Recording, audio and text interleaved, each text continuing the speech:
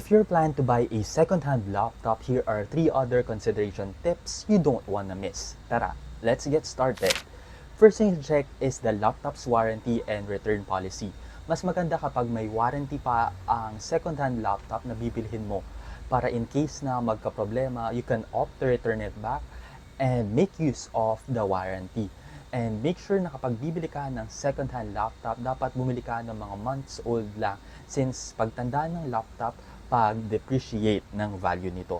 Second is to check for any malicious software na naka-installed sa laptop mo. Try mo din na i-reformat ulit yung laptop mo kahit na nasabi na na-reformat na ito ni seller. Check the device and the drives kung may mga malicious na software, malwares, since dito nagsisimula yung pagkakuha ng mga information or personal information ng mga hackers sa atin as users, and I was once a victim of hacking. And lastly is to check the temperature. So make sure na gagamitin mo yung laptop mo ng ilang oras with or without charger.